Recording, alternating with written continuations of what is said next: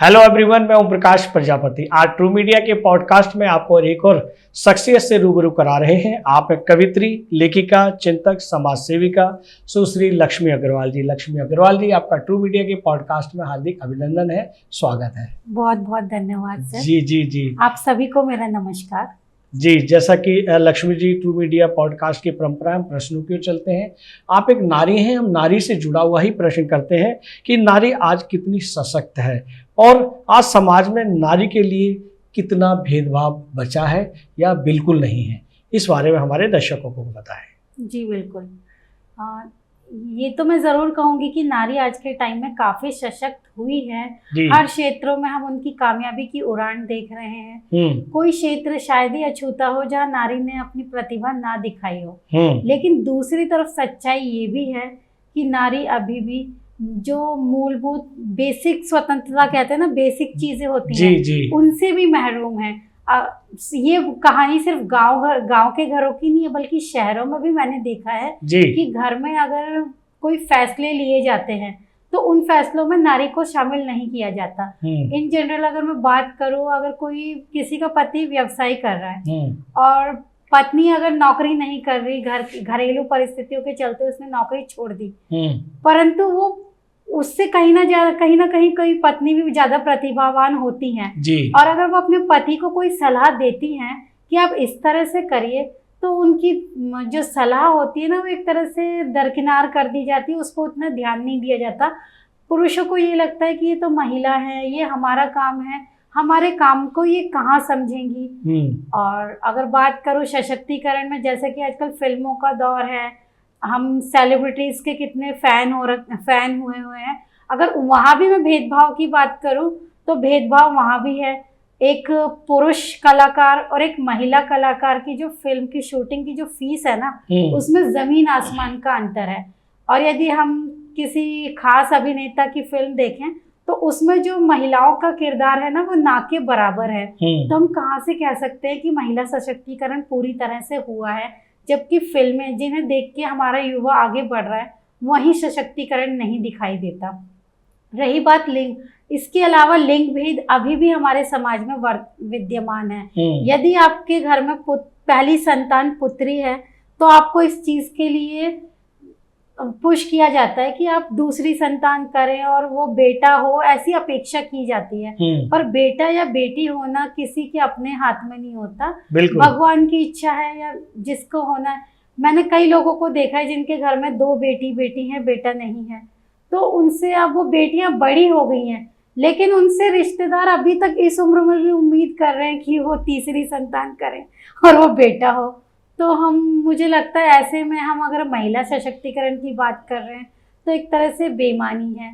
और अगर हम कॉरपोरेट में बात करें, जो कि आज महिलाएं कॉरपोरेट जगत में बहुत बढ़ चढ़ के काम कर रही हैं, वहाँ भी उनकी सैलरी और पुरुषों की सैलरी में बहुत हद तक अंतर है। उनके ऊपर जो मानसिक प्रेशर बनाया जाता है वो भी बहुत ज़्यादा है।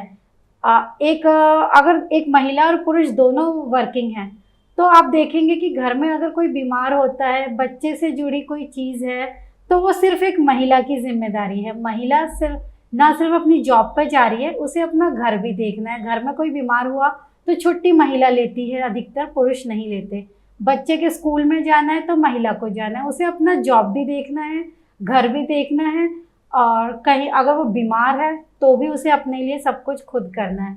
मैं ये नहीं कहती कि सब घरों की स्थिति यही है, लेकिन हमारे भारत में बहुत हद तक स्थिति यही है, इससे हम इनकार नहीं कर सकते। क्या बात है, क्या बात है लक्ष्मी जी, बहुत अच्छे से आपने हमारे प्रश्न का प्रत्युत्तर दिया। बहुत अच्छा लग रहा है, हमारे दर्शक बहुत ही आनंदमय हो रहे हैं और बहुत ही अच्छे तरीके से आपको सुन रहे हैं और लाइक भी कर रहे हैं, कमेंट्स भी कर रहे हैं। हम अगले प्रश्न पर चलते हैं। अगला प्रश्न है कि कामकाजी महिलाओं की और क्या क्या चुनौतियाँ होती हैं?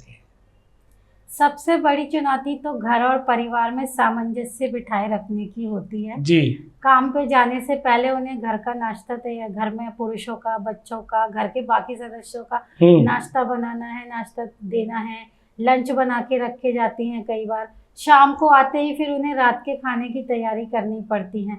बीमार होने पर भी उन्हें काम से छुट्टी नहीं मिलती, ना ऑफिस के काम से ना घर के काम से। अगर ऑफिस से वो छुट्टी ले भी लें तो घर में उनका काम और ज़्यादा बढ़ जाता है। हम देखते हैं कि संडे के दिन बच्चे भी डिमांड करते हैं, घर के अन्य सदस्य भी डिमांड करते हैं, आज हमें ये चाहिए, वो चाहिए, आज हमारे लिए ये करो, या हमारे साथ कहीं बाहर चलो। तो जो पुरुषों के लिए छुट्टी का दिन है, लेकिन महिलाओं के लिए संडे भी नहीं होता। मैं कहना कि स्त्री के जीवन में कोई इतवार नहीं होता, ये बहुत हद तक सही रहेगा। छुट्टी वाले दिन, 30 त्योहारों के दिन भी अगर छुट्टी रहती है तो उनका काम डबल होता है त्योहारों पे। कुछ घरों में पुरुष उनका हाथ बटा रहे हैं, लेकिन ज़्यादातर घरों में स्थिति ऐसी नहीं है जी। दूसरी स्थिति है जब वो मातृ अवस्था में आती हैं, बच्चे को जन्म देती हैं, उसके बाद जो उन्हें दिक्कतें आती है छुट्टियों से लेकर बच्चे के पालन पोषण, और उसके बाद दोबारा अपने कार्य को ज्वाइन करने में। बच्चा छोटा है, जब अगर घर में आपको संभालने वाला कोई है तब तो वो स्त्री वापस अपना काम शुरू कर सकती है, लेकिन आपके घर में अगर कोई संभालने वाला नहीं है, कोई करने वाला नहीं है, तो अभी भी डे केयर या क्रैच में बहुत कम लोग हैं जो अपने बच्चों को भेजते हैं जी। स्त्री को ही अपनी नौकरी छोड़नी पड़ती है, या अपना व्यवसाय है तो वो उसे ही छोड़ना पड़ता है, या घर से ही मैनेज करनी पड़ती हैं चीज़ें। अगर आप फुल टाइम जॉब में हैं तो बच्चे के साथ वर्क फ्रॉम होम भी नहीं कर सकते, क्योंकि आपको बच्चे को भी देखना है। हाँ, साथ के साथ अपना कोई छोटा मोटा व्यवसाय कर सकती हैं, पर उसमें भी वो उतनी पूरी तरह ध्यान नहीं दे सकती जो वो अचीव कर सकती थी। जितनी उनमें प्रतिभा थी, वो प्रतिभा कहीं ना कहीं दम तोड़ देती है। वाह वाह वाह लक्ष्मी जी, बहुत अच्छी जानकारी दी। अभी आपने बताया कि दंपति जो है वर्किंग होते हैं तो उनको महिला को ज़्यादा परेशानी आती है, तो इसके लिए क्या समाज जिम्मेदार होता है, या संयुक्त परिवार जिम्मेदार होता है, या एकल परिवार जिम्मेदार होता है, या कोई किसी और की ये जिम्मेदारियां बढ़ जाती हैं कि ऐसा हो रहा है? इस बारे में बताएं कि आखिर ये निकल कर कैसे आता है कि महिलाओं को आज़ादी नहीं मिल पाती।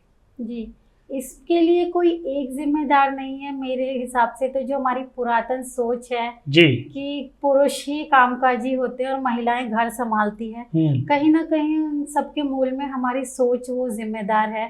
एक महिला चाहे वो पुरुष से ज्यादा प्रतिभाशाली है, पर अगर शिशु जन्म लेता है और किसी एक की जॉब छोड़ने की बात आती है तो अक्सर 95% केसेस में वो महिला ही होती है जो ज्यादा सशक्त, ज्यादा प्रतिभाशाली होने के बावजूद उसे अपना काम छोड़ना पड़ता है। अगर बात करें संयुक्त परिवार की, तो संयुक्त परिवारों में भी ऐसा नहीं है कि हर संयुक्त परिवार की महिला काम कर सकती है। कुछ को तो शादी से पहले ही बता दिया जाता है कि हमारे घर में जॉब नहीं कर सकते, कुछ को बच्चा होने के बाद छोड़नी पड़ती है। उन्हें कह दिया जाता है कि अपना बच्चा आप खुद संभालिए, हम इनकी देखभाल नहीं करेंगे, अगर आपको जॉब करनी है तो आप कीजिए। घर में सास, ननद, जेठानी बहुत लोग होते हुए भी वो नहीं करना चाहते, वो नहीं देखना चाहते। अगर आप उनके साथ एक फुल टाइम काम वाली भी लगा देंगे ना कि बच्चे आप बस घर में आपको देखना है कि काम वाली उसकी देखभाल ठीक से कर रही है या नहीं कर रही, तो वहां पे भी आपको सहयोग नहीं मिलता। कई बार वो एक कुंठा होती है जो आपकी सास है, ननद है, जेठानी है, बहुत हद तक ना उनके दिमाग में ये रहता है कि अगर हम जॉब नहीं कर पाए, हम जीवन में आगे नहीं बढ़ पाए, तो फिर हम इनको क्यों सहयोग करें। हम जो वो समाज में, और एक स्त्री ही स्त्री की दुश्मन होती है, वो उसको आगे बढ़ते नहीं देख सकती। वो ये सोचती है कि मैं आगे नहीं बढ़ी, मुझे किसी का सहयोग नहीं मिला, तो अब मैं क्यों किसी को सहयोग करूं। अगर संयुक्त परिवार में स्त्री परिवार के अन्य सदस्य बच्चे की देखभाल करें, दादा है, दादी है, थोड़ी थोड़ी जिम्मेदारी अगर सब बांट लेंगे ना, तो किसी एक के हिस्से सारी जिम्मेदारी नहीं आती। तो हमें कोशिश यही करनी है कि सबको मिलकर जिम्मेदारी थोड़ी थोड़ी जितनी हो सके बांट सके, और अगर कोई प्रतिभाशाली है वो अपनी ऊंची उड़ान भर सकती है तो उसे खुला आसमान जरूर दें। मेरी यही विनती है आपसे। वाह वाह लक्ष्मी, बहुत अच्छी जानकारी दी आपने। और अब हम आगे बढ़ते हैं। जैसा कि आप लेखिका हैं, हमने दर्शकों को बताया, तो क्या साहित्यिक क्षेत्र में भी नारी का सही रूप से प्रस्तुतिकरण किया जा रहा है, या वहाँ भी भेदभाव है? जी, कुछ हद तक तो भेदभाव देखा जा सकता है जी, परंतु अगर हम पहले के साहित्य और आज के साहित्य की बात करें तो पहले के साहित्यों में नारी सिर्फ ममतामयी मूर्त, दया, करुणा की देवी, और मतलब जो भी नारी के अच्छे गुण होते हैं वो सारे दर्शाए जाते थे, और जो भी उसके सौम्य स्वभाव को दर्शाने वाले गुण थे पहले के साहित्य में नारी की सौम्यता का वर्णन ज्यादा था। अगर कोई नारी सशक्त है तो उसको अच्छी नजरों से नहीं देखा जाता था। लेकिन आज का जो साहित्य है वो नारी सशक्तिकरण की बात करता है। आज का साहित्य दिखाता है कि नारी ने किस तरह दीवारों को तोड़ के अपना रास्ता आगे बढ़ाया है, चट्टानों सीने को चीर के वो आगे बढ़ी हैं। आज का साहित्य नारी को कमजोर, दया की मूर्त, ये सब बिल्कुल नहीं दिखाता। आज का साहित्य कहता है कि नारी केवल ममता प्रेम की नहीं मूर्त है, महिषासुर मर्दिनी की भी उसमें सूरत है। ये नारी के सशक्त रूप को हमारा आज का साहित्य ही दिखा रहा है। बहुत अच्छे लक्ष्मी जी। हम आगे बढ़ते हैं कि क्या आज भी हम स्वयं को स्वतंत्र महसूस करते हैं? संविधान में दिए गए अधिकारों का क्या आम जनता को सही से ज्ञान है या उसका प्रयोग या उपयोग कर पा रही है? जी, मैं तो यही कहूँगी कि जो सही मायनों में स्वतंत्रता है, स्वतंत्रता सिर्फ हमें संविधान के तहत जो मिली है, एक कानून नहीं है स्वतंत्रता। स्वतंत्रता एक मन की चीज है। आप मन से अपने आप को स्वतंत्र महसूस कर रहे हैं, आप अपनी भावनाओं को अभिव्यक्त कर पा रहे हैं, आप जो कहना चाह रहे हैं समाज में बिना डरे वो कह पा रहे हैं, तो आप स्वतंत्र हैं। और इस नजरिए से अगर मैं देखूं तो काफी हद तक बहुत से लोग स्वतंत्र नहीं हैं। हालांकि सोशल मीडिया ने इसमें महत्वपूर्ण भूमिका निभाई है। आज जो लोग खुल के मीडिया में या सरकार से अपनी बात नहीं कह पा रहे, सोशल मीडिया के माध्यम से कह रहे हैं, तो इस रूप में लोगों को स्वतंत्रता मिली भी है। पर बहुत से लोग, अगर आप किसानों की बात करें, एक गरीब किसान जो सबका पेट पालता है, पर वो अन्नदाता खुद भूखा है जी, वो खुद नीम की डाल पे आत्महत्या कर रहा है, उसके घर में अपने बच्चों को खिलाने के लिए अन्न नहीं, तो हम किस स्वतंत्रता की बात कर रहे हैं? ना घर की बेटी अगर घर से बाहर निकलती है तो माँ की सांसें रुकी रहती है जब तक वो घर वापस नहीं आती। तो हम किस स्वतंत्रता की बात कर रहे हैं? वाह। हमारी बेटियों का, बहनों का, सबका सम्मान नहीं कर रहे, उनके दिल में और अन्य नारियों के लिए सम्मान नहीं। अन्य नारियों के लिए छोड़िए, आजकल की तो जनरेशन ऐसी हो गई है, वो स्वयं अपनी माँ का और अपनी बहन का सम्मान नहीं कर रहे। तो ये स्वतंत्रता किस काम की है? और रही बात स्वतंत्रता की जानकारी होना, तो वो भी बहुत से लोगों को नहीं है। बहुत से लोग अपनी जो संवैधानिक अधिकार है ना, उसको नहीं जानते हैं, और उससे अज्ञानता ही सबसे बड़ा कारण है कि वो लोग अपने जो सरकार जो उनके लिए योजनाएं बनाती हैं, या उनके लिए जो भी शिक्षा, स्वास्थ्य से संबंधित योजनाएं हैं, वो उनका लाभ नहीं उठा पाते। और समाज का एक तबका इस अज्ञानता के कारण बहुत हद तक पिछड़ा हुआ है। तो हमारी और सरकारों की सबकी कोशिश होनी चाहिए कि जो भी समाज में लोगों के लिए अधिकार, कर्तव्य जो भी बने हैं, उनका जन जागरण हो, प्रसारण, प्रचार प्रसार व्यापक पैमाने पे होना चाहिए, ताकि समाज का हर तबका उन मूलभूत सुविधाओं का लाभ उठा सके। क्या बात है, बहुत अच्छी जानकारी लक्ष्मी जी आपने दी। हम आगे बढ़ते हैं। अभी आपने सोशल मीडिया का जिक्र किया लक्ष्मी जी के, हम ये भी जानना चाहते हैं कि ये सोशल मीडिया युवाओं के जीवन पर कैसे प्रभावित कर रहा है? वो सकारात्मक प्रभावित हो रहा है या नकारात्मक प्रभावित हो रहा है? जी बिल्कुल, सोशल मीडिया ने युवाओं के एक बहुत बड़े वर्ग को पूरी तरह अपने कंट्रोल में ले लिया है, जकड़ लिया है जी, ये कह सकते हैं जी, जकड़ लिया है जी। उसका सकारात्मक प्रभाव भी युवाओं पे पड़ रहा है, नकारात्मक भी। पर मैं देखूं तो नकारात्मक प्रभाव ज्यादा पड़ रहा है जी। कोई भी चीज है ना, अगर कोई अच्छी चीज है ना, वो हमें कम आकर्षित करते हैं, बुरी चीजें जल्दी आकर्षित करती है। अगर हम छोटे बच्चों को देखें ना, तो कोई वो अच्छी चीजें कर रहे हैं, कोई दूसरा बच्चा अच्छी चीज कर रहा है, तो उसे वो जल्दी नहीं सीखता।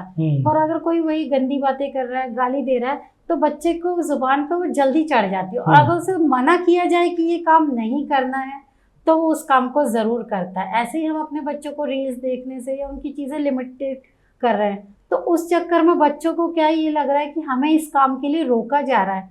तो हमें देखना है कि ऐसा क्या है जिसकी वजह से ये हमें रोका जा रहा है। जी। और उस अपनी स्वच्छंदता को पाने की चाहत में ना, जो बच्चे हैं या युवा पीढ़ी है, वो सोशल मीडिया पे गलत चीजों की ओर आकर्षित हो रही है।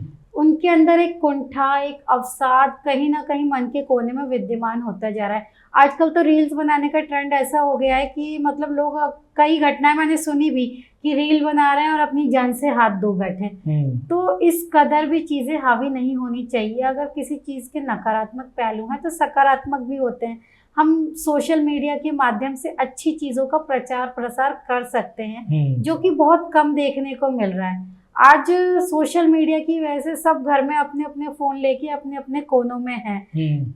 संयुक्त परिवार तो पहले ही नहीं रहे, पर अब इस सोशल मीडिया की वजह से मुझे लगता है एकल परिवार भी नहीं बचे। घर में 3 कमरे हैं तो पति अलग कमरे में, पत्नी अलग कमरे में, बच्चे अलग कमरे में अपना अपना फोन लेके बैठे हैं, व्यस्त रहते हैं। और ये कहीं ना कहीं बाकी संसाधनों का भी दुरुपयोग है। जहाँ सभी लोग एक कमरे में रह सकते थे, वहाँ एक ही कमरे के एसी, लाइट, पंखे, इन चीजों की जरूरत पड़ती। लेकिन अब तीनों अलग अलग कमरे में है तो तीनों को अलग एसी चाहिए, तीनों को अलग लाइट चाहिए। मतलब हम इससे सिर्फ अपना जीवन खराब नहीं कर रहे, अपना समय खराब नहीं कर रहे, जो हमारे संसाधन है उनका भी बहुत हद तक दुरुपयोग कर रहे हैं। वाह वाह वाह वाह, तो हमें इनसे बचना चाहिए। बहुत अच्छे लक्ष्मी जी। अभी आप सोशल मीडिया की बात कर रहे हैं, रील्स की बात कर रहे हैं, तो हम ये भी जानना चाहेंगे कि रील संस्कृति पर साहित्यिक दृष्टिकोण में आपकी क्या राय है? रील संस्कृति ने एक तरह से बहुत से साहित्यकारों को उभरने का मौका भी दिया है। पहले क्या होता था कि लोग प्रकाशकों के ही चक्कर काटते रहते थे कि वो पुस्तक उनकी छापें, अपनी बात पहुंचाने का लोगों के पास यही एक माध्यम होता था पहले, कि उनकी पुस्तकें छपें, वो लोगों को बांटें और लोग पढ़ें।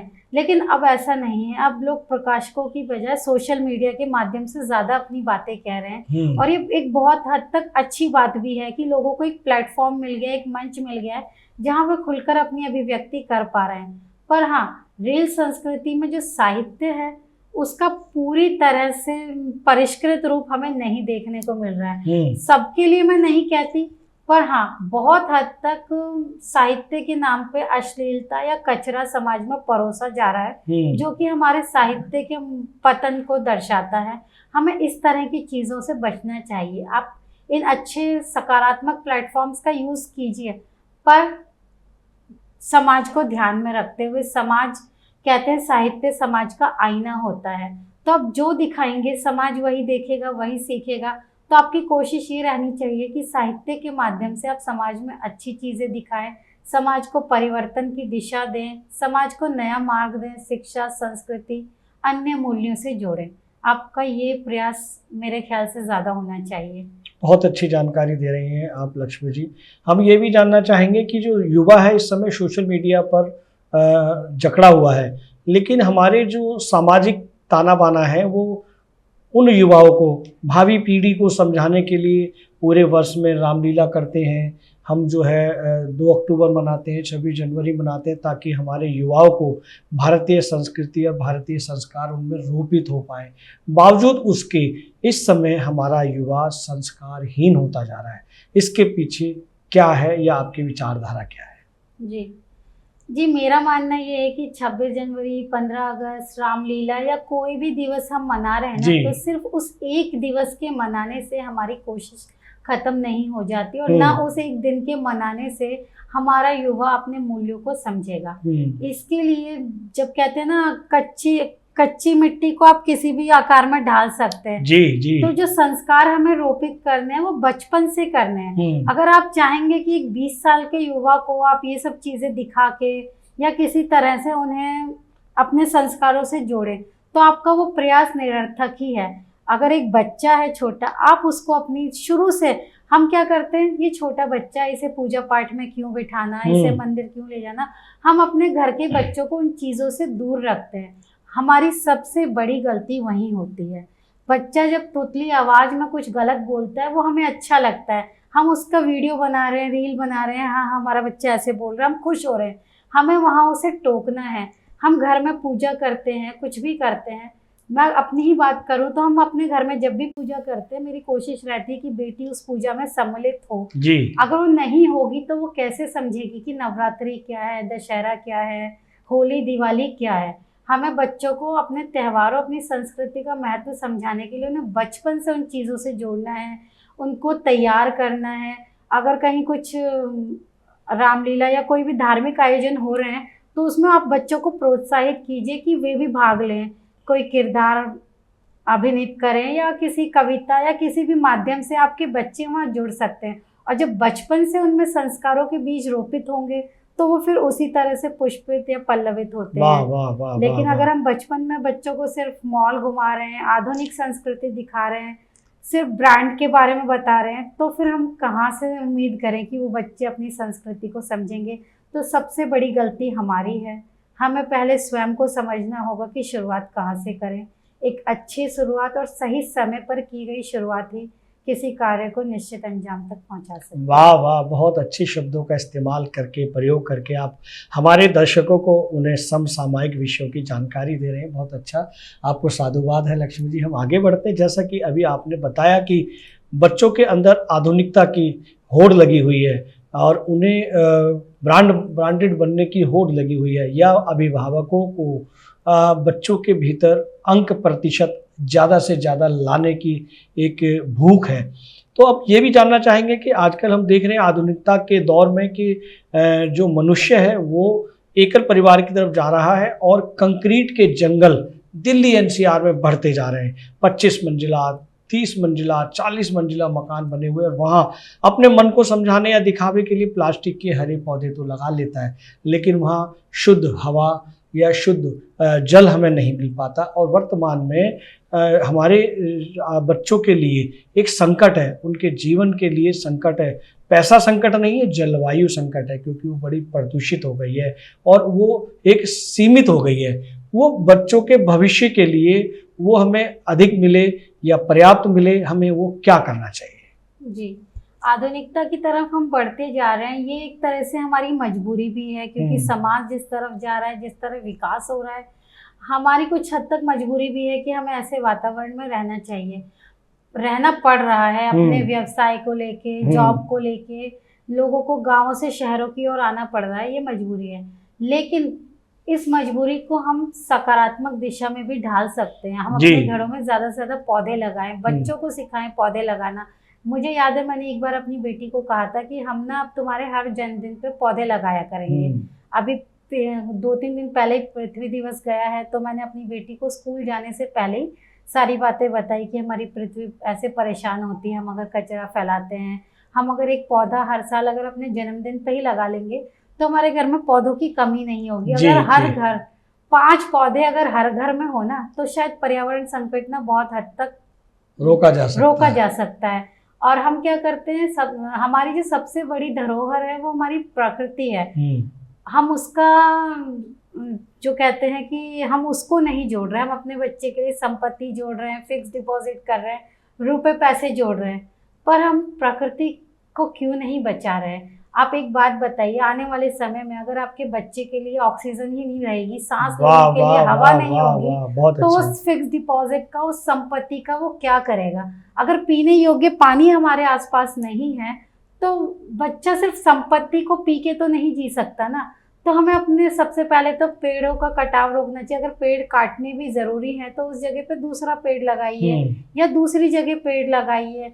और जितना हो सके संसाधन, जो 3R का फॉर्मूला है, रीयूज, रिड्यूस और रिसाइकिल, इन 3 चीज़ों पे ध्यान दें। हमें संसाधनों को, प्लास्टिक है या इन चीज़ों का हमें कम से कम इस्तेमाल करना है, रीयूज़ करना है।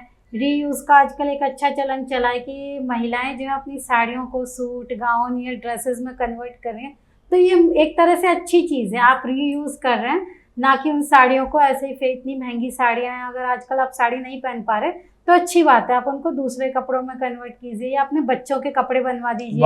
मैं खुद अपनी कई साड़ियों से अपनी बेटी के लहंगे बनवा देती हूँ, तो एक तरह से रीयूज है। तो हम कपड़ों को, मतलब एक तरह से चीज़ों का कम से कम दोहन कर रहे हैं और रिसाइकल, और जिन भी चीज़ों का संभव हो सके उन्हें दोबारा प्रयोग में लाएं।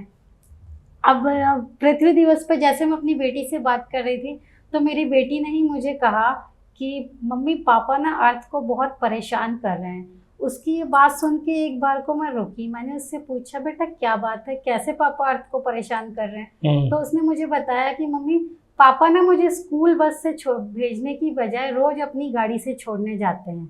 अगर 20 बच्चे एक स्कूल बस में जाएंगे और बजाय उसके कि 20 बच्चे अलग अलग गाड़ियों में जा रहे हैं, तो प्रदूषण में कितना फर्क आएगा। मतलब उस बच्ची की एक छोटी सी बात ने मुझे, मतलब उसने कितनी बड़ी बात कह दी कि अगर पापा मुझे स्कूल बस से भेजेंगे या पब्लिक ट्रांसपोर्ट से भेजेंगे तो जो 20 गाड़ियां 20 बच्चों के लिए निकल रही हैं, उसकी जगह एक बस निकलेगी और प्रदूषण बहुत हद तक कम होगा। तो हमें ऐसी चीजों पर भी ध्यान देना है। जहाँ तक संभव हो पब्लिक ट्रांसपोर्ट का यूज करें। अगर आवश्यकता नहीं है तो गाड़ियां ना निकालें ज़्यादा। आजकल क्या हो गया, घर में लोग 2 हैं और गाड़ी 4 है। अगर कहीं जा भी रहे हैं तो सब अपनी अपनी गाड़ी में जा रहे हैं, एक साथ जाना भी लोग एक तरह से मतलब इतने कटे कटे से रहते हैं और इस चक्कर में जो है प्रदूषण बढ़ रहा है। तो हमें इस चीज पे भी ध्यान देना है। वाह वाह वाह, जैसा कि लक्ष्मी जी आप प्रदूषण की बात कर रहे हैं, और अभी पीछे 3-4 साल पहले हमारे विश्व में एक आपदा आई थी, कोरोना काल ने भी ये बता दिया कि पैसे किसी के काम नहीं आते, मनुष्य या ये प्रकृति ही व्यक्ति के या जीव जंतु के काम आती है। क्योंकि जो हमारे जीव जंतु उनके पास तो ये ऐसे संसाधन नहीं है कि जिन्हें उपयोग करें, लेकिन वो प्रकृति के साथ जीते हैं। और प्रकृति ही, ये पंच तत्व ही, यही इसको हम ईश्वर मान सकते हैं, अल्लाह मान सकते हैं, भगवान मान सकते हैं, यही हमें जीवित रखती है। और जब तक ये स्वस्थ नहीं रहेगा 5 जो हमारे पंच तत्व है, तब तक ये इस पृथ्वी के जीव जंतु मनुष्य कोई भी जीवित नहीं रहेंगे। लेकिन आज के दौर में पेड़ों को काटा जा रहा है, पेड़ों को काट के बहुत सारी बैटरियां तैयार की जा रही हैं और इलेक्ट्रिक वाहनों की तैयारियां की जा रही हैं। कहीं ना कहीं पेड़ कट रहे हैं, तभी ये बैटरियां उत्पन्न हो रही हैं। वो समाज को स्वस्थ और स्वच्छ करने के लिए किया जा रहा है, लेकिन फिर भी पेड़ों की तो कटिंग हो रही है। अगर हम करते हैं तो वो वातावरण कितना दूषित होता है, कितना शुद्ध होता है, इसके लिए भी हमारे दर्शकों को पता है। जी, ये तो आप सही कह रहे हैं कि पेड़ों को काटा ही जा रहा है, पर पेड़ों को काटना अगर जरूरी भी है तो विकल्प ये है कि आप दूसरे पेड़ लगाएं। जी जी जी, कागजों के लिए, और कागजों का जितना हो सके उतना कम से कम इस्तेमाल कीजिए। कोरोना के समय के बाद तो ये एक अच्छी चीज आई है कि अब जहाँ पेपर हार्ड कॉपीज जाती थी पेपर्स की, अब वहाँ पे सॉफ्ट कॉपी से काम चल रहा है जी। बेशक कोरोना के बाद ये पहल हुई, पर इसे एक सकारात्मक पहल के रूप में देखा जा सकता है, जिससे कि कागजों की बर्बादी कम से कम हो रही है। आजकल जैसे ये ऐप वगैरह होते हैं शॉपिंग के, या आपकी ग्रोसरी वगैरह डिलीवरी के होते हैं ना, इनमें भी एक अच्छी चीज़ देखने को मिली है। जैसे कि एक मिल्क बास्केट ऐप मैं यूज़ करती हूँ, या ज़ेप्टो आप यूज़ करते होंगे, तो ज़ेप्टो में आपको ऑप्शन आता है कि आप पेपरलेस डिलीवरी लें। तो वो आपको घर में वो पेपर रख के क्या करना है, आपको डिलीवरी से अपने सामान से मतलब है, आपका सामान जो आपने ऑर्डर किया वो आ जाए, ठीक है, तो आपको फिर उस कागज़ के लिफाफे की ज़रूरत क्या है। तो आप उस पेपरलेस डिलीवरी को चुने, तो उस कागज़ के लिफाफे को आपने बचा लिया, और उस लिफाफे को बचा है तो कागज़ बचा, और कागज़ बचा तो पेड़ बचे। वाह वाह वाह। अब मिल्क बास्केट जैसे ऐप है हमारा, उन पे अब एक पहल हुई है कि आपके दूध के जो पैकेट होते हैं उनको आप वापस थैले में सुबह रख दीजिए, जब वो दूध की डिलीवरी करने आएंगे तो वो पैकेट ले जाएंगे। तो इस तरह से आपका जो प्लास्टिक है वो इधर उधर फेंका नहीं जाएगा, गाय या किसी जीव जंतु के मुंह में नहीं जाएगा, वो बीमार नहीं होंगे, परेशान नहीं होंगे, और उस प्लास्टिक का रिसाइकिल हो जाएगा। तो जो हमारे ये ऐप हैं, या जो आप क्या कह सकते हैं कि आधुनिक समाज में आधुनिक चीज़ें आ गई हैं, तो ये भी कुछ अच्छी सकारात्मक कोशिशें कर रही हैं, और हमें इन कोशिशों में इनका साथ देना होगा। मैं शुरुआत अगर मैं से करूँगी तो ही समाज में बदलाव आएगा। अगर हम एक साथ पूरा समाज बदलने चल देंगे तो समाज कभी नहीं बदलेगा। वाह वाह, बहुत अच्छी जानकारी आपने दी लक्ष्मी जी। जैसा कि मैंने दर्शकों को बताया कि आप एक लेखिका हैं, तो हम ये भी जानना चाहेंगे कि पर्यावरण संरक्षण में साहित्य की क्या भूमिका हो सकती है।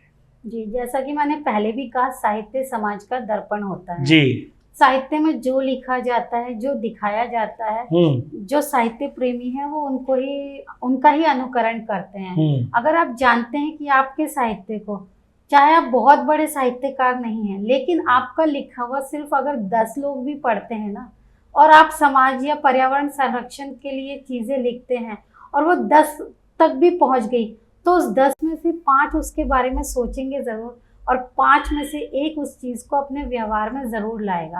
अगर आपका साहित्य ने एक व्यक्ति को भी बदल दिया तो समझिए आपने इस दिशा में बहुत बड़ा काम किया है। तो हम लोगों का साहित्यकार होने के नाते दायित्व है कि हम अच्छा लिखें, चाहे वो कविता के रूप में हो, नुक्कड़ नाटक के रूप में हो, या किसी भी विधा में हो, पर लिखें ज़रूर, इन चीज़ों को ज़रूर लिखें, 10 लोगों तक ज़रूर पहुँचाएँ।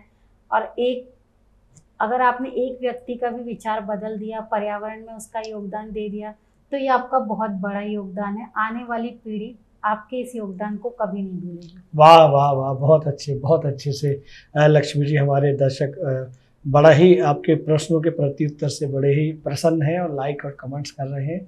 आपको पुनः साधुवाद। हम आगे बढ़ते हैं कि युवा पीढ़ी जो है भारतीय परंपराओं और भारतीय संस्कृति को किस हद तक अपने आप तक वो बचा पाई है या उनके भीतर बची हुई है, ये भी हमारे दर्शकों को बताएं। जी, अगर भारतीय संस्कृति के बचे होने की बात करूं तो इसके लिए सिर्फ हम युवा पीढ़ी को ही क्यों ले रहे हैं। ऐसा नहीं है कि सिर्फ युवा पीढ़ी ही उस आधुनिकीकरण के वशीभूत है।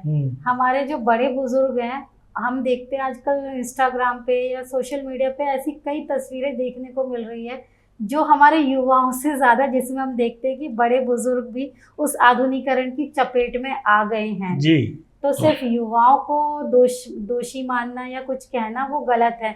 आज अगर मैं बात करूं कि एक महिला साड़ी नहीं पहनती, ठीक है, अगर वो साड़ी नहीं पहनती तो इससे हम उसका जो है चरित्र वो नहीं कर सकते कि अगर वो साड़ी नहीं पहनती तो वो अपने संस्कारों को नहीं समझती। मैंने अपने आसपास बहुत सी ऐसी महिलाएं देखी हैं जो वैसे तो साड़ी पहनती हैं लेकिन वो बड़े बुजुर्ग का सम्मान नहीं करती, अपनी संस्कृति को नहीं समझती, अपने तीज त्योहारों की उन्हें बिल्कुल समझ नहीं है। अभी भी अगर उन्हें कोई तीज त्योहार उनका आता है या कोई शादी ब्याह में कोई रस्म होती है तो उन्हें नहीं पता, उन्हें अन्य लोगों से पूछना पड़ता है।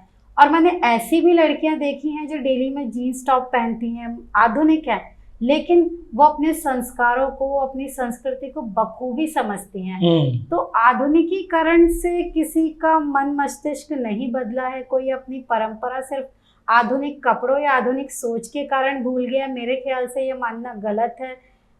हम किसी के कपड़े या सोच की वजह से नहीं, आजकल का जो माहौल है ना कि अब महिलाएं भी काम पे जाती हैं तो उनको फिर उस तरह का, जिस तरह के वो माहौल में रहती हैं उस तरह से उनको अपने जो परिधान है वो धारण करने पड़ते हैं।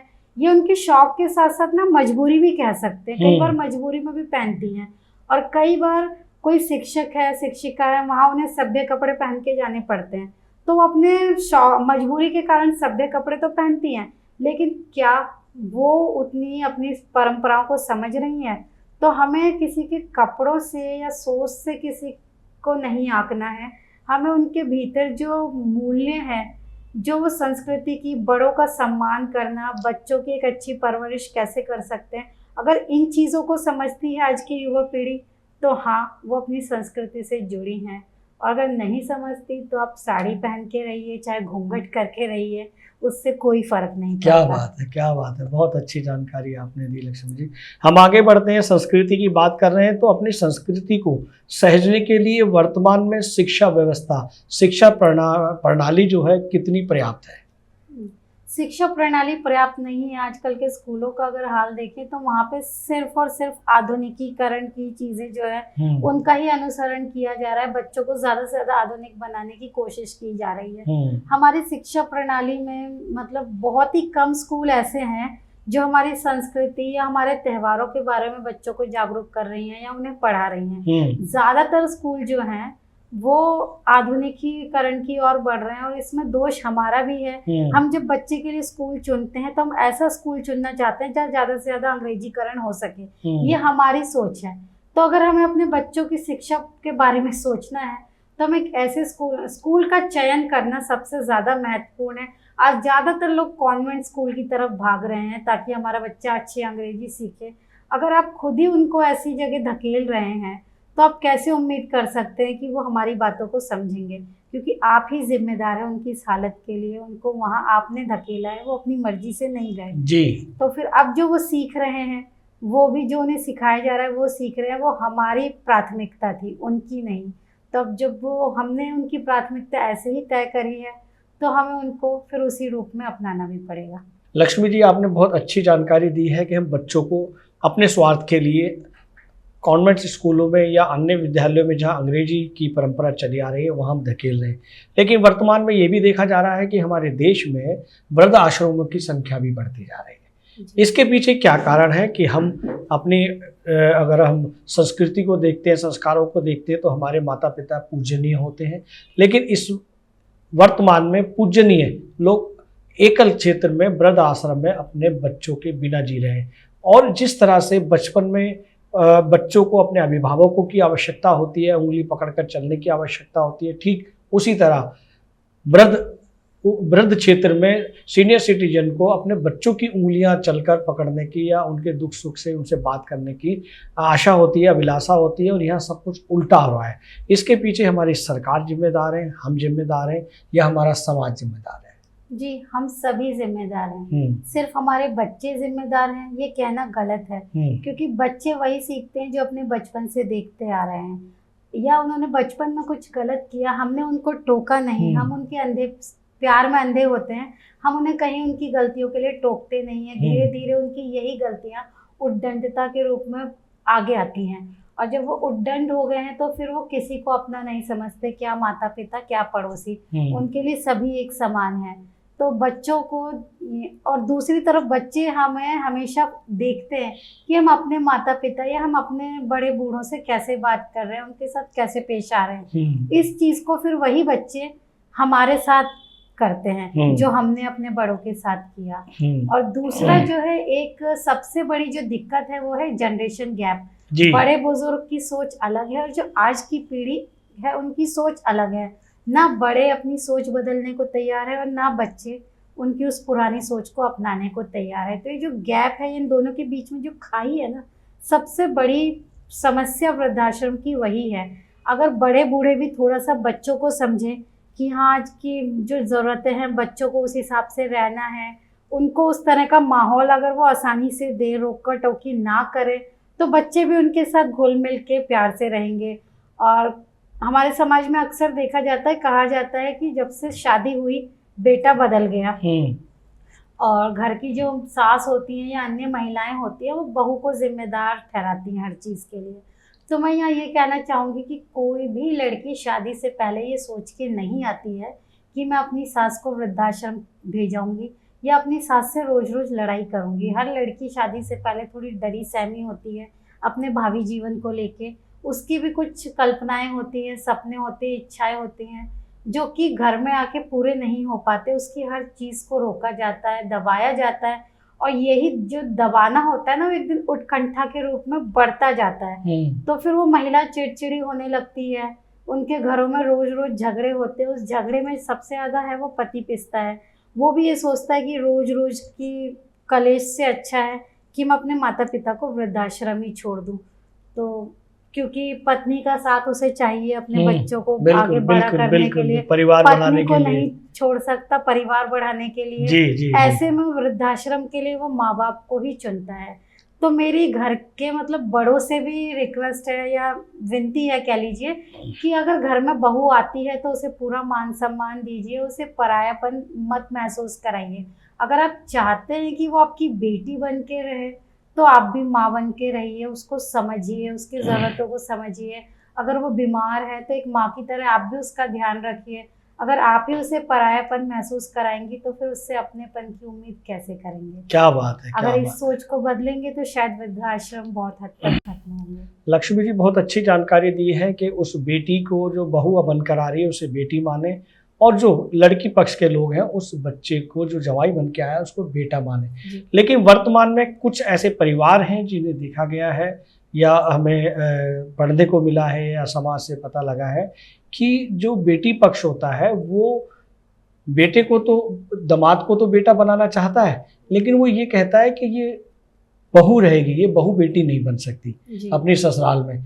तो ये जो वजह है, ये कारण है, ये कहाँ से उपज कर आता है कि अगर अपने घर को एक बेटी घर छोड़कर जा रही है, दूसरे घर में जा रही है, तो उन अपने सास ससुर को भी माँ और पिता माने।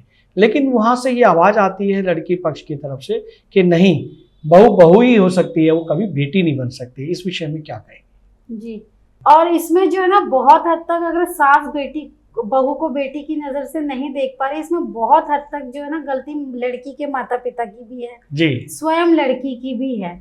अगर आपके घर में छोटे मोटे झगड़े हुए हैं तो आपको क्या जरूरत है कि अपनी मम्मी को, अपने पिता को, भाई भाभीियों को वो सारी बात आप डिटेल में बता रहे हैं जी। हर परिवार की कुछ निजता होती है और जो आजकल की ज्यादातर लड़कियां उस निजता का उल्लंघन कर रही हैं। अगर आप एक उदाहरण लीजिए, आपकी माँ ने आपको डांटा तो आपको वो बुरा नहीं लगता, आप जानती हैं मेरी माँ है, मुझे डांट सकती है, मुझे मार भी सकती हैं।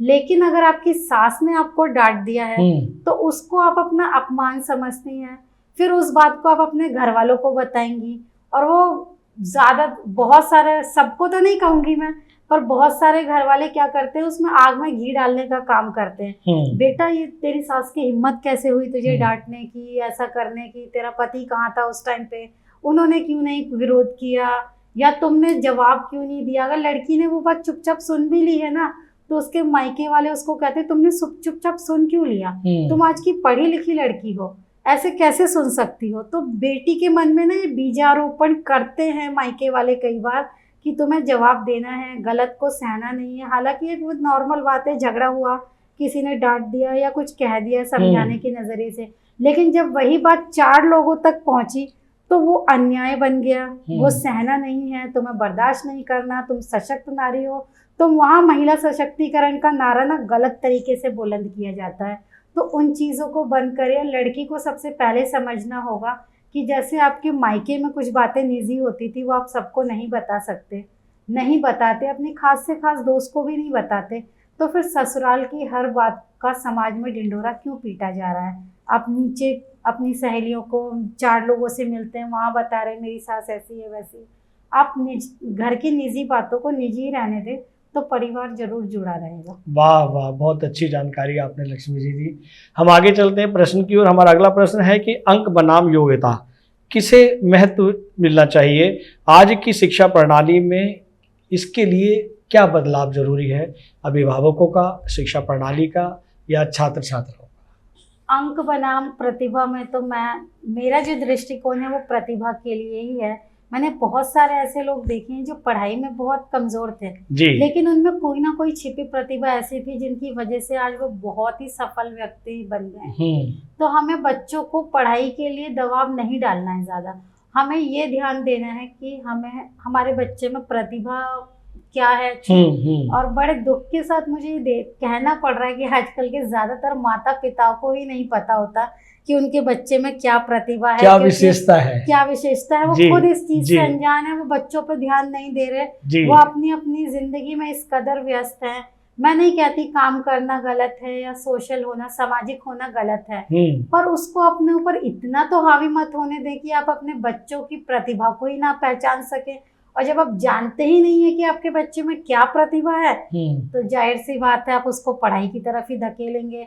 और बच्चों में जो अंक है ना, ज्यादा से ज्यादा अंक लाना, ये भी आजकल ना हमारे समाज में एक स्टेटस का वो सिंबल बन गया है। जी जी जी। कि उसके, मेरी सहेली के बेटे के इतने नंबर आए, तेरे इतने नंबर आए, मेरी क्या नाक रह जाएगी सोसाइटी में। आजकल की जो मम्मियां हैं वो इस तरह से बात कर रही हैं कि मैं समाज में क्या मुंह दिखाऊंगी अगर तेरे इतने नंबर आए, और तुझे इतने नंबर लाने ही पड़ेंगे, बजाय बच्चे का मन समझने की कि वो बच्चे के मन को स्वस्थ करने की जगह अस्वस्थ कर रहे हैं, उन्हें अवसाद में डाल रहे हैं। एक तरह से उनके मन पे बोझ है कि मुझे इतने अंक लाने ही लाने हैं, नहीं तो मुझे घर में डांट पड़ेगी, घर वालों की बातें सुननी पड़ेगी, समाज के लोग मुझ पे हंसेंगे कि तुम्हारे इतने कम नंबर आए। पहले ऐसा नहीं होता था।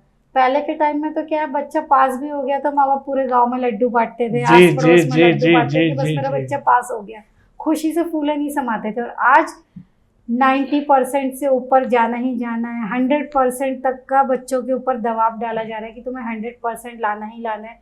क्यों लाना है 100%? अगर उस 100% की वजह से आपका बच्चा अवसाद में है, स्वस्थ नहीं है, वो जीवन में कभी आगे नहीं बढ़ पाएगा, तो सिर्फ समाज में अपना स्टेटस दिखाने के लिए आप 100% मार्क्स लेके क्या करेंगे अगर आपने बच्चे का भविष्य ही उजाड़ दिया तो। वाह वाह वाह। लक्ष्मी जी, ज़्यादातर जब परीक्षाओं के रिजल्ट आते हैं उस दौरान ऐसे बच्चे सुसाइड कर लेते हैं और अखबारों में देखते हैं, और बड़ी मनोस्थिति बड़ी विकराल हो जाती है कि हम बच्चों को पढ़ा रहे थे या उनको गिरा रहे थे, उन्हें शिक्षा प्रदान कर रहे थे, उनके मानसिक स्वास्थ्य को स्वस्थ कर रहे थे या अस्वस्थ कर रहे थे। तो ऐसे अभिभावकों को क्या कहेंगे कि अंक प्रतिशत लाने की जगह उनमें जो है शिक्षा में जीना चाहिए, उनकी विशेषताओं को चयन करना चाहिए, उनकी विशेषताओं को आगे लाना चाहिए। इस विषय में अभिभावकों को क्या कहेंगे? जी, मैं तो यही कहूंगी, अंकों के पीछे मत भागिए। अंक जो है सिर्फ एक नंबर है, कागजों में दर्ज रह जाते हैं। वाह वाह। जब व्यक्ति सफल होता है ना, कोई नहीं पूछता कितने प्रतिशत अंक आए थे। समाज जो है सिर्फ आपकी सफलता देखता है। तो आज अपने बच्चे के अंक सिर्फ समाज में दिखाने के लिए मत उस पर दबाव डालिए कि तुम्हें अंक लाने हैं, इतने प्रतिशत चाहिए। प्रतिशत सिर्फ खेल है नंबरों का। जिससे भविष्य का कोई लेना देना नहीं वाह है। वाह वाह अपने वाह। बच्चे के भविष्य को सुधारने के लिए आप उनकी छिपी प्रतिभाओं को जानिए। शिक्षा जरूरी है, मैं ये नहीं कह रही कि आप उन्हें स्कूल मत भेजिए, स्कूल भी भेजिए, साथ के साथ उनमें जो प्रतिभा है वो जिस क्षेत्र में भी अच्छा कर रहे हैं, उनकी आजकल तो इतनी एक्टिविटी क्लासेस होती हैं, आप उनको उस क्लासेस में डालिए। बेशक वो उस एक्टिविटी में आगे ना बढ़े, पर क्या है, इस तरह की चीज़ें, चाहे नृत्य है, संगीत है, एक्टिंग है, बहुत सारी ड्राइंग है, चित्रकला है, लेखन से जुड़ी गतिविधियां हैं, अगर आप उनको डालते हैं ना, तो वो चाहे उन चीज़ों को सीखे ना सीखे, एक तरह से वो ना एक जो पढ़ाई का अवसाद है, डिप्रेशन में जो जा रहे हैं ना, वो उनके माइंड को रिलैक्स करता है। उनके एक मानसिक स्वास्थ्य के लिए बहुत ज़रूरी चीज़ है। अगर आपका बच्चा किसी चीज़ में विशेषता नहीं भी रखता ना, तो भी मैं आपसे ये कहना चाहूँगी कि पढ़ाई के अलावा उसे किसी ना किसी एक चीज़ से अवश्य जोड़िए, जिससे कि पढ़ाई का जो बोझ है ना उसके मन से कुछ कम हो सके, समाज को वो खुल के जीना सीख सके, खुली हवा में सांस ले सके। ये जो अलग से गतिविधियां होती है ना, ये आपके बच्चों को राहत प्रदान करती हैं, मानसिक स्वास्थ्य देती हैं। तो सभी से निवेदन है, चाहे वो खेल कूद हो, चाहे शिक्षा, स्वास्थ्य या किसी भी चीज़ की गतिविधि हो, अपने बच्चे को किसी न किसी एक चीज से जरूर जोड़िए। वाह वाह वाह लक्ष्मी जी, उनके अंक खुद ब खुद सुधर जाएंगे। क्या बात है लक्ष्मी जी, आपने बहुत अंक प्रतिशत के बारे में विस्तार से बताया।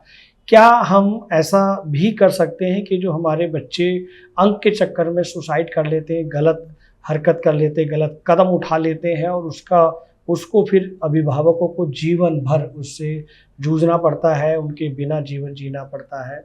क्या हमारी राज्य सरकारों को या केंद्र सरकारों को, केंद्र शिक्षा प्रणाली को, राज्य शिक्षा प्रणाली को मानसिक स्वास्थ्य पर चर्चा करने के लिए पेरेंट्स टीचर को भी साल में 1, 2, 3 बार बुलाना चाहिए?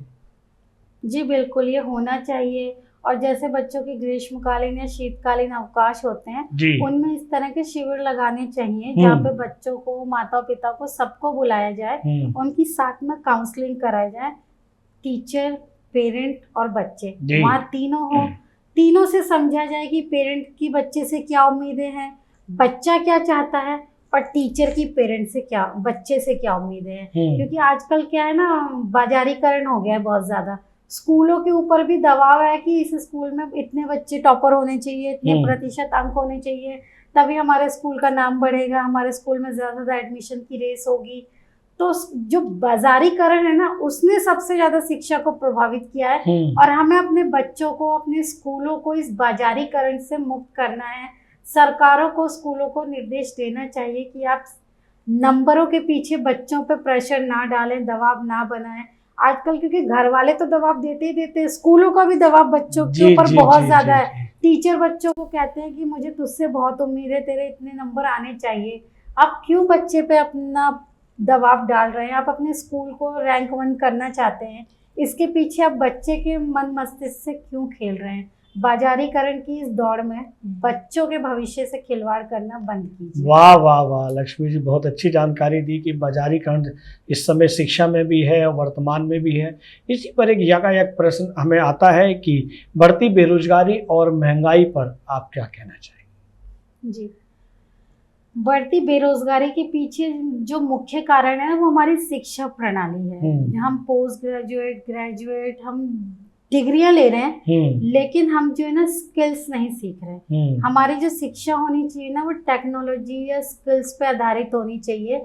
जैसे डॉक्टर, इंजीनियरिंग है, ये पढ़ाई बहुत महंगी है, ना तो हर कोई इतने पैसे ला सकता और ना ही इतनी बौद्धिक क्षमता हर किसी में होती कि वो डॉक्टर या इंजीनियर ही बन जाए। हमें अन्य क्षेत्रों में भी स्किल्स बेस्ड एजुकेशन को प्रमोट करना होगा, ताकि जो बच्चे डॉक्टर, इंजीनियर नहीं बन पा रहे, वो अपनी रुचि के अनुसार अपना करियर चुन सकें, उस दिशा में आगे बढ़ सकें, और जो भी करना चाहें उनको उस तरह का वातावरण वहाँ पे मिले। वाह। और महंगाई की जो मूल वजह है वो काला बाजारी बहुत हद तक जिम्मेदार है उसके लिए। किसान तो बेचारा अनाज उगाता है, अपना अनाज बहुत सस्ते पैसों में मंडियों में बेचता है, लेकिन जो बीच के लोग होते हैं ना, वो उस अनाज को इतना महंगा बना देते हैं कि आम जनता को लगता है कि किसान महंगा, पर असलियत ये है कि उस किसान के पास तो 2 वक्त की रोटी भी नहीं है, ना बच्चों को शिक्षा देने के लिए पैसे हैं। वो किसान आज भी गरीब का गरीब है, तो जो बीच के लोग हैं, काला बाजारी करने वाले लोग हैं, ये महंगाई को बढ़ावा दे रहे हैं। तो हमें इन लोगों से, सरकारों को इन लोगों के खिलाफ सख्त कदम उठाना चाहिए। इन लोगों की जो भी चीजें हैं उन्हें गतिविधियों को रोकना चाहिए। इस दिशा में सरकार को ही काम करना होगा। बहुत अच्छी जानकारी लक्ष्मी जी आप दे रही हैं। बहुत हम आगे बढ़ते हैं प्रश्न की ओर। डिजिटल इंडिया वाकई गांव तक पहुंचा है? इंटरनेट की पहुंच से गांवों की तस्वीर बदली है क्या? जी बिल्कुल, डिजिटल इंडिया गांवों तक पहुंचा है, लेकिन बहुत सारी समस्याएं भी आ रही हैं। वहाँ पे नेट की प्रॉब्लम इतनी है, नेट जो है इतना अच्छी स्पीड से नहीं चलता जितना यहाँ शहरों में चलता है, या नेट इतना यूज़ करना इतना महंगा है कि हर व्यक्ति नहीं, उसके लिए इतने पैसे हैं उसके पास, आर्थिक संसाधनों का अभाव है, इतना महंगा फ़ोन नहीं खरीद सकता। बहुत सारे लोग हैं जो कीपैड वाला ही फ़ोन आज भी गाँव में यूज़ कर रहे हैं, तो उससे वो डिजिटलीकरण नहीं कर सकते। तो डिजिटल इंडिया ज़रूर गांव तक पहुंचा है। आज गांव का किसान भी, या किसानों के जो पढ़े लिखे बच्चे हैं ना, वो भी नेट पे देख के कृषि की नई नई तकनीकें सीख रहे हैं, नई नई चीज़ें जान रहे हैं, और उनको अपनी खेती बाड़ी में क्रियान्वयन कर रहे हैं। क्या बात है, बहुत अच्छी जानकारी। लक्ष्मी जी हम आगे बढ़ते हैं प्रश्नों की। अगला प्रश्न है कि सशक्त महिला की परिभाषा क्या है? पति को ड्रम में चिनना या स्वस्थ परिवार को चलाना? वर्तमान में आपने देखा कि एक मेरठ की खबर थी कि एक महिला ने अपने प्रेमी के साथ मिलकर अपने पति को एक ड्रम में सीमेंट और रेत बदरपुर के साथ चिन दिया। तो क्या वो परिभाषा है या एक स्वस्थ घर को चलाना? जी, सशक्त महिला की परिभाषा ये कदापि नहीं हो सकती कि आप अपने पति को ड्रम में चुन रहे हैं। जी, पति को ही क्यों, मैं कहूँ पुरुषों की भी ऐसी घटनाएं आ रही है जिन्होंने अपनी पत्नियों को मार दिया और फिर बता रहे हैं कि हमने अपनी पत्नियों को मार दिया। तो इस विषय पर ना गहराई से बात होनी चाहिए, और हमें समझना होगा कि क्या कारण है जो इतनी कुंठा, इतना अवसाद लोगों के अंदर भर गया है। किसी ना किसी कुंठा से वो पूर्व में ग्रसित रहे हैं, जिसकी वजह से वो ऐसा कदम उठाने पे मजबूर हो रहे हैं। आजकल बच्चे जो है अपने माँ बाप से भी अपनी बातें बताना जरूरी नहीं समझते।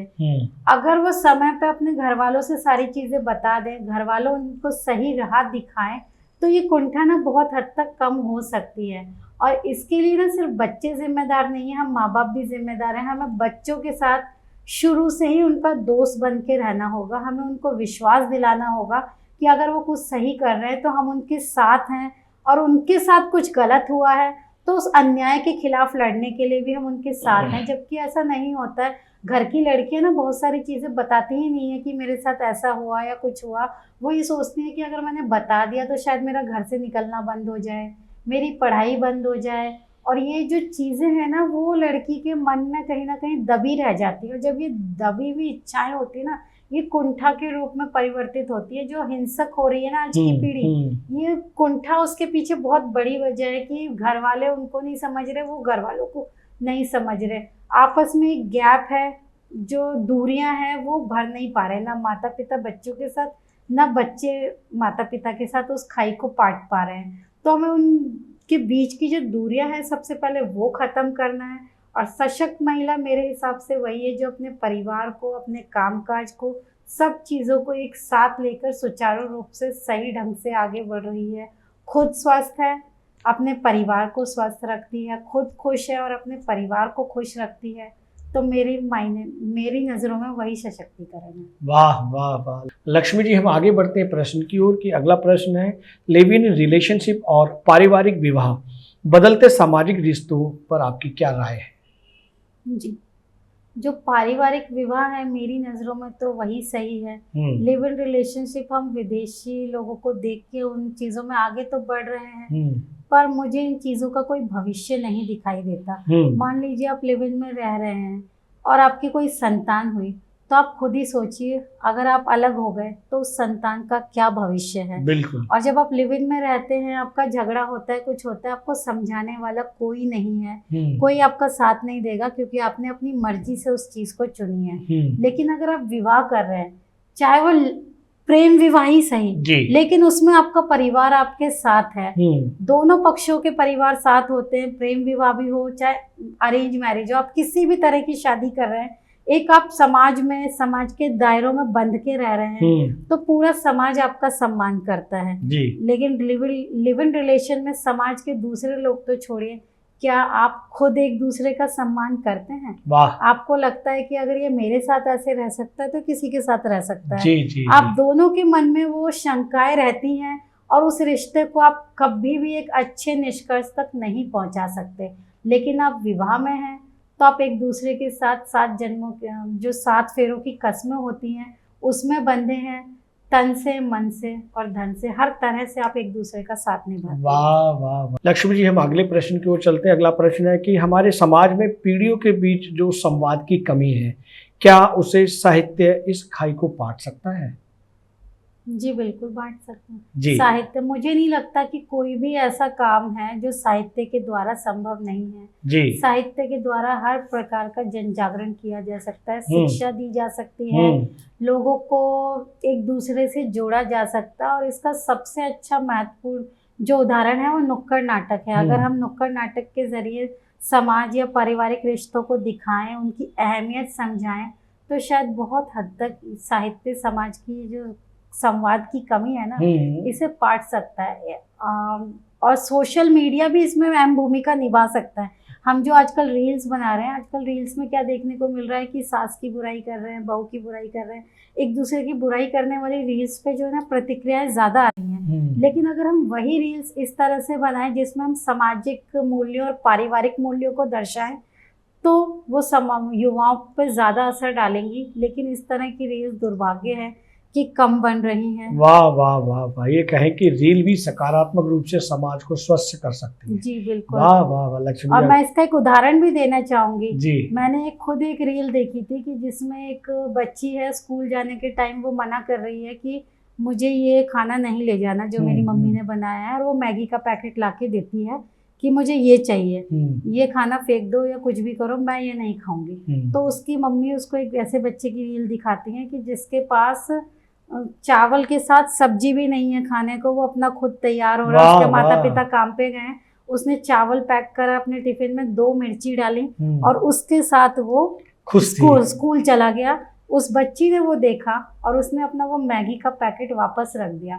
और ये रील मुझे बहुत अच्छी लगी और मैंने अपनी बेटी को भी दिखाई ताकि वो भी इन चीजों को समझे। और मैं कहती हूँ अपनी बेटी को, और हमें सबको कहना चाहिए कि हमारे पास बहुत है, बहुत अच्छा है, बहुत कुछ है, लेकिन बहुतों के पास तो कुछ भी नहीं है। मतलब जो मूलभूत सुविधाएं है ना, बहुतों के पास वो भी नहीं है, बेचारे सड़कों पे सो रहे हैं।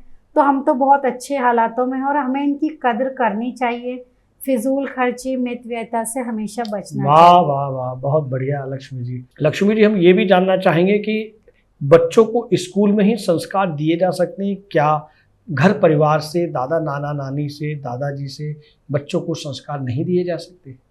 जी बिल्कुल, संस्कार हर जगह दिए जा सकते हैं, लेकिन सिर्फ स्कूल ही संस्कार दें और हम स्कूल के भरोसे ही बैठ जाएं तो ये हमारी सबसे बड़ी गलती होगी। घर के दादा दादी, नाना नानी सभी अपनी, पहले जमाने में क्या होता था, बच्चे उनके पास लेट के कहानियां सुनते थे और वो कहानियां कोई आम कहानियां नहीं होती थी, उनमें जीवन से जुड़ी कई घटनाएं होती थी, प्रेरणाएं होती थी और बच्चों को कुछ ना कुछ सीख देती थी। तो वो जो कहानियां थी बच्चों को संस्कार देने में बहुत हद तक उनकी महत्वपूर्ण भूमिका थी। और अगर आप मान लीजिए अगर किसी बच्चे के दादा दादी नहीं है, नाना नानी नहीं है, तो ये काम आपको खुद करना होगा। आपको बच्चों को ना उन पुरानी कहानियों से जोड़े रखना होगा, क्योंकि वो कहानियां ही आपके और आपके बच्चे के बीच की वो सीढ़ी है जो आप दोनों को एक दूसरे से जोड़ेगी। वाह वाह। तो वाह। मेरे हिसाब से संस्कार देने के लिए जो कहानियों का चलन है ना, ये बने रहना चाहिए, जो कि अब खत्म हो रहा है। बच्चे कहानियां नहीं सुनना चाहते, रात को फोन देख के सोना चाहते हैं। तो कहानियां, माँ की लोरियां, ये कुछ हमारी ना ऐसी चीजें हैं जो बच्चे का आपस में रिश्ता भी मजबूत कर रही हैं। तो हमें इस परंपरा को ना बचाए रखना। जो पीढ़ियों की खाई है उसको भी दूर कर रही है। अगर आप बच्चा फोन देख के सो रहा है, आप दूसरी तरफ सो रहे हैं, तो आपका उस बच्चे से जो कनेक्शन होता है ना, वो शारीरिक जो टच है वो खत्म, एक कनेक्शन खत्म हो गया। लेकिन जी। आप अपने बच्चे को अपने पास सर सहलाते हुए सुला रहे हैं, लोरी सुना के, कहानी सुना के, तो बच्चे से आपका भी कनेक्शन बहुत मजबूती से जुड़ रहा है, बच्चा भी आपसे अपनत्व महसूस कर रहा है। और वही जब वो फोन देखते हुए सब अपने अपने फोन में सो रहे हैं, तो वो अपनत्व शुरू से ही खत्म हो गया। और जब वो खत्म हो गया रिश्ता, तो फिर वो आगे क्या ही फीलिंग नहीं होती, फीलिंग्स नहीं होती, क्या बात है, बच्चों में अपनापन नहीं रहता। बहुत अच्छी बात लक्ष्मी जी। हम आगे बढ़ते हैं कि इंस्टा पोइट्स बनाम पारंपरिक साहित्यकार कौन ज्यादा प्रभावशाली है? क्या इस बदलाव से साहित्य के मूल्य घट रहे हैं या बढ़ रहे हैं? मैं इस बात से इनकार नहीं करती कि इंस्टा पोएट बहुत ज्यादा आजकल प्रभावशाली हो रहे हैं जी। पारंपरिक साहित्यकार भी कुछ कम नहीं है, परंतु उन्हें जो है उस तरह का मंच नहीं मिल पा रहा, तो उनकी रचनाएं सशक्त होते हुए भी समाज पे अपना प्रभाव नहीं छोड़ पा रही। कहते हैं ना, जो दिखता है वो बिकता है जी।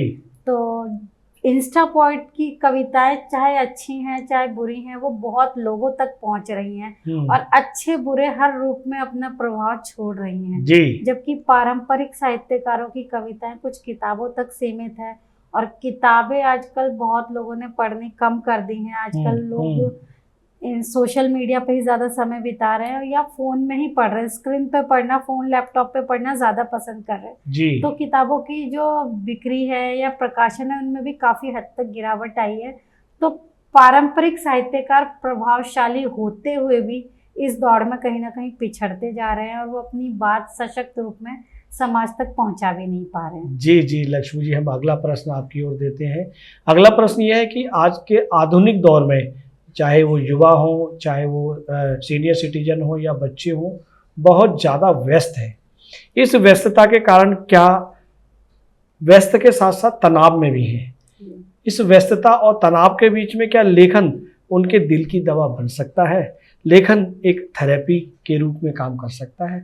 इस विषय में भी बताएं। जी बिल्कुल, आजकल क्या है, सभी बहुत व्यस्त हैं, और जो कॉर्पोरेट कार्य प्रणाली हो गई ना आजकल की, या जो एक अंधी रेस शुरू हो गई है कि हमें आगे बढ़ना है, ज्यादा कमाना है, अच्छे अपने बच्चों को ज्यादा कमाएंगे तो अच्छे स्कूल में भेज पाएंगे, उन्हें अच्छे कपड़े, ब्रांडेड कपड़े दे पाएंगे। इस अंधी दौड़ में आजकल हर कोई शामिल है। इसकी वजह से ना रिश्ते जो है सिमट रहे हैं, एक दूसरे रिश्तों को आपस में समय नहीं मिल रहा, रिश्तों में दूरियां बढ़ती जा रही हैं, और वो दूरियां जो है इस फोन ने और ज्यादा बढ़ा दी है। लोग घर भी आते हैं तो अपने अपने फोन में व्यस्त है, या ऑफिस का काम भी घर लेकर आ रहे हैं। मजबूरी ऐसी है कि घर आके भी बॉस को रिपोर्टिंग करनी पड़ रही है जी। तो उसमें रिश्ते जो है सिमटते जा रहे हैं। तो ऐसे में जब रिश्ते हमारे सिमटते जा रहे हैं, हमारे पास एक दूसरे के लिए टाइम नहीं है, या आजकल क्या है, पति पत्नी है, एक का जो कार्य समय है वो रात्रि का है, एक का दिन का है। तो अब अगर जो रात को काम कर रहा है वो दिन में घर आके सोएगा, जो दिन में काम कर रहा है वो रात में सोएगा, तो एक दूसरे के लिए टाइम नहीं है जी। वो एक दूसरे से अपनी बात नहीं कह पा रहे। तो ऐसे में ना लेखन सबसे सशक्त माध्यम मेरे हिसाब से है कि आपकी जो भावनाएं है ना, या आप जो भी दिन भर महसूस कर रहे हैं या जो भी है, वो आप एक कागज पे लिखिए। पहले होता था ना, प्रेम पत्र चलते थे जी, कहानियां लेखन का, प्रेम पत्र था, डायरी लिखना, प्रेमी प्रेमिका एक दूसरे को प्रेम पत्र देते थे। अगर आप डायरी भी लिखते हैं तो अच्छी बात है, अगर डायरी नहीं लिख रहे और अगर इस तरह की चीजें है ना कि आप मतलब एक का काम दिन में है, एक का रात में, या दोनों का एक ही टाइम पे है पर घर आके फोन में बिजी है, तो उसमें मेरे हिसाब से क्या करना चाहिए, आपको जो प्रेम पत्र वाली प्रथा है ना, उसको फिर से जीवित करना होगा। आप अपने दिल की जो भी बातें हैं, अपनी भावनाएं एक कागज पे लिखिए, और वो कागज जो है ना अपने साथी को दीजिए, और उससे कहिए कि जब भी आप फ्री हो, बिल्कुल फ्री हो, 10 मिनट बिल्कुल फ्री रखिए अपने आप को, और उसमें फ्री होकर निश्चिंत होकर इस पत्र को पढ़िए। अगर दोनों इन चीज़ों को ऐसे करेंगे और एक दूसरे चिट्ठी के माध्यम से भी अपनी बातें कहने लगेंगे ना, जो फ्री टाइम में हम फोन देखते हैं उसकी जगह हम एक दूसरे के पत्र पढ़ें, तो हम क्या है अपने साथी को समझेंगे। जो एक प्रेम है जो हमारा दबता जा रहा है, मरता जा रहा है कहीं ना कहीं संधान अंधी दौड़ में, वो फिर से जीवित होगा। आपके मन में एक दूसरे के लिए फिर से फीलिंग्स आएगी, आप समझोगे अरे ये तो मेरे बिना इतना अकेलापन महसूस कर रहे हैं। आप एक दूसरे की भावनाओं का आदर करेंगे। और दूसरा तो साथ के साथ है कि आप डायरी लिखिए रोज की बातें। डायरी आप किसी को देते नहीं है, पर जो पति पत्नी वाला रिश्ता है ना, इसको सहेजने के लिए, इसको बचाने के लिए और प्रगाढ़ करने के लिए मेरे हिसाब से प्रेम पत्र एक बहुत अच्छा माध्यम हो सकते हैं। और जब आप दिल की बात दिल में ना रख के कहीं उतार देते हैं कागजों पे, तो आपका दिल का बोझ भी हल्का होता है। कई बार क्या है, हम अगर किसी को बताते हैं ना, तो वो हमको अच्छी सलाह नहीं देता, वो हमें अरे तेरे साथ ऐसा हो रहा है, हाय हाय ये तो बहुत गलत हुआ। और इस तरह का जो ये एक वाक्य है ना, ये आपके मन मस्तिष्क पे बहुत गहरा प्रभाव डालता है। आपको लगता है अरे सच में मेरे साथ बहुत गलत हुआ, और आपके साथ गलत नहीं हुआ है, लेकिन आप फिर उस तरफ सोचेंगे मेरे साथ गलत हुआ। आपको अपने साथी की हर चीज गलत लगेगी। क्या बात है, आप सही चीजों को भी गलत नजर से देखेंगे और अपना रिश्ता खराब करेंगे। इसलिए ज्यादा जरूरी एक दूसरे को पत्र लिखें और अपने रिश्ते को प्रगाढ़ बनाएं। बहुत अच्छी बात, बहुत अच्छी जानकारी दी आपने लक्ष्मी जी। हम एक और प्रश्न आपको करते हैं कि जब मनुष्य मरणोपरांत पुत्र ही माता पिता को मोक्ष दे सकता है, जैसा जब एक परंपरा है, भारतीय परंपरा है कि जब माँ या पिता मरणो स्थिति में हो जाते हैं, तो मोक्ष प्राप्ति के लिए अगर वो पुत्र उनको अग्नि देता है, अग्निमुख देता है, या जो भी परंपराएं उन्हें पूरा करता है, तभी माता पिता को मोक्ष मिलता है। क्या स्त्री के ये क्रिया करने से उन्हें मोक्ष नहीं मिलता? जी, मेरा ऐसा बिल्कुल मानना नहीं है, क्योंकि रिश्ते जो है वो आत्मा से, मन से जुड़े होते हैं जी, लिंग से नहीं जी। मान लीजिए आप, हमारा कोई बेटा है, वो हमारी इज्जत नहीं कर रहा, हमें सम्मान नहीं दे रहा, जीते जी उसने कभी हमें अपने घर में नहीं रखा, हमसे कभी बात नहीं की, हमारा हालचाल नहीं जाना, हम उनसे दुखी रहे आजीवन जी। अगर ऐसा बेटा हमारा तर्पण करेगा तो क्या हम खुश होंगे या मोक्ष मिलेगा? मुझे नहीं लगता। पर एक ऐसी बेटी जिसने जीवन भर आपका साथ निभाया, विवाह होने के बाद भी वो आपका ख्याल रखती थी, जरूरत पड़ने पे उसने अपने घर में भी रखा, आपकी देखभाल भी की, आपके स्वास्थ्य की भी पूरी खबर रखती थी, अगर ऐसी बेटी आपका तर्पण करे तो मेरे हिसाब से मोक्ष जब ज़्यादा प्राप्त होगा। क्योंकि भगवान भी ना उनको सम्मान देते हैं या उनकी सुनते हैं जो अपने माता पिता, धरती पे तो माता पिता ही ईश्वर का रूप है ना, और जिन्होंने उस ईश्वर की सेवा की, मोक्ष प्राप्ति का मार्ग भी तो उसके ही हाथों होना चाहिए। मैं नहीं मानती कि लिंग इसमें महत्वपूर्ण भूमिका निभाता है। और आजकल तो बहुत सारे लोग बेटियां कर रही हैं, और हरिद्वार और वाराणसी के घाटों पर देखा गया है, वहाँ के पंडित पुजारियों ने भी इस चीज को स्वीकार कर लिया है। तो फिर हम और आप कौन होते हैं इस चीज से मुंह मोड़ने वाले? वाह, बहुत अच्छी जानकारी लक्ष्मी जी। एक और चलते चलते एक अंतिम प्रश्न करते हैं कि अगर आपके जीवन पर कोई पुस्तक लिखी जाए या फिल्म बनाई जाए, तो उस फिल्म या पुस्तक का शीर्षक क्या होगा? जी, उसका शीर्षक मैं रखना चाहूंगी तलाश खुद की। मेरी जो पहली पुस्तक आई थी ना, उसका नाम भी था तलाश रही हूँ खुद को। मेरी जो खुद से खुद की तलाश है जी, वो सिर्फ मेरी नहीं है, हर व्यक्ति की होती है अपने अंतर मन से। हर व्यक्ति अपने आप को ना अंत समय तक समझना चाहता है, मैं क्या था, क्या हूँ और क्या हो सकता हूँ। तो मेरी ये खुद से खुद की जो तलाश है ना, इसको मैं हमेशा जारी रखना चाहती हूँ। और मैं चाहती हूँ अगर मेरे पे कोई फिल्म बने तो उसका नाम तलाश खुद की हो। और जैसा कि मैं महिलाओं के सशक्तिकरण की हमेशा बात करती हूँ, तो महिलाओं के सशक्तिकरण से मेरा मतलब सिर्फ नारे लगाना, आवाज़ बुलंद करना, सास ससुर या घर वालों को परेशान करना या हर वक्त अन्याय का विरोध करना, ये सब नहीं है। एक स्त्री होने के नाते मैं बस ये कहती हूँ कि कलम भी मेरी है और कलछी भी मेरी है। मैं वही स्त्री हूँ जो रसोई में पकवान पकाती हूँ। अब पकवान सिर्फ किसी का पेट भरने के लिए नहीं पकाती, ये एक माध्यम है आपसी रिश्तों को जोड़ने का, सहेजने का। उन पकवानों से उठती खुशबू जो आपके मन को सुकून देती है, उससे ज्यादा सुकून कहीं भी नहीं है। और दूसरे हाथ में मैं कंप्यूटर का माउस भी थामे रहती हूँ और मैं सशक्त हूँ। रसोई मेरे लिए बोझ नहीं है, मेरे लिए मंदिर है जहाँ हर रोज जन्म होता है एक नई रचना का, एक नए स्वाद का और एक नए अपनत्व का। क्या बात है, क्या बात। सबसे यही कहना चाहूंगी, आज की नारियां जो सशक्तिकरण की बात कर भी रही हैं, रसोई को बोझ ना समझें। आप काबिल हैं, आप में प्रतिभा है, निश्चिंत ही आप आगे जा सकती हैं, जाएंगी। पर उसके साथ साथ अपनी पुरानी जड़ों से, अपनी संस्कृति से और सबसे महत्वपूर्ण अपनी रसोई से जुड़े रहें। तो इससे ज़्यादा सशक्तिकरण आपका किसी चीज़ में नहीं है। वाह वाह वाह वाह लक्ष्मी जी, आपने ट्रू मीडिया के पॉडकास्ट के लिए अपना बेशकीमती समय दिया, उसके लिए बहुत बहुत धन्यवाद।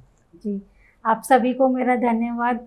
आपने मेरे इस पॉडकास्ट को देखा, सुना, इतना पसंद किया। आशा करती हूँ आगे भी आप सभी का प्यार ऐसे ही मिलता रहेगा। धन्यवाद। अगर आप ये वीडियो YouTube पर देख रहे हैं तो हमारे चैनल को सब्सक्राइब करें और बेल आइकन को दबाना ना भूलें। अगर आप Facebook पर ये वीडियो देख रहे हैं तो हमारे पेज को लाइक करें।